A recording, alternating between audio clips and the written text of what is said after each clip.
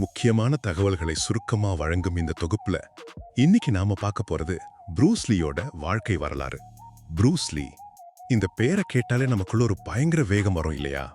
ஹாங்காங்ல ஆரம்பிச்சு அமெரிக்கா வரைக்கும் தற்காப்பு கலையிலையும் சரி சினிமாவிலையும் சரி தன் அசாதாரண திறமையால உலகத்தையே திரும்பி பார்க்க வச்ச ஒரு நிஜ ஹீரோவோட பயணத்தை தான் இப்ப நாம சுவாரஸ்யமா பார்க்க போறோம்.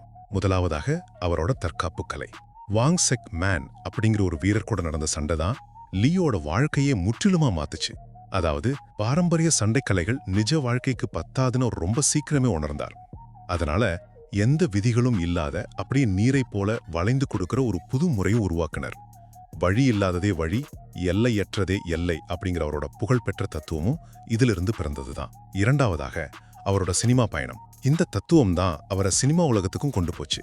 தி Big Boss, Fist of Fury மாதிரியான படங்கள்ல அவர் காட்டின அந்த உண்மையான அசுரத்தனமான வேகம் ரசிகர்களை அப்படியே வியப்புல ஆழ்த்துச்சு. திரையில ஏதோ நடிப்புக்காக மட்டும் செய்யாம நிஜமான கலையை காட்டின அவரோட இந்த மாபெரும் வெற்றி தான் பின்னாடி ஜாக்கி சான், டோனிஜா மாதிரியான ஆக்ஷன் நட்சத்திரங்கள் உருவாகவே ரொம்ப முக்கிய காரணமா அமைஞ்சது.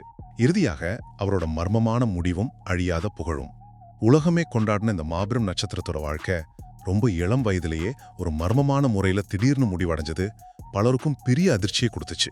என்னதான் அவர் சீக்கிரமா நம்மளை விட்டு பிரிஞ்சாலும் அவர் விட்டு சென்ற அந்த தற்காப்பு கலை மரபும் சிந்தனைகளும் இன்னைக்கு வரைக்கும் பலருக்கும் ஒரு பெரிய வழிகாட்டியா உயிர்ப்போட இருக்கு.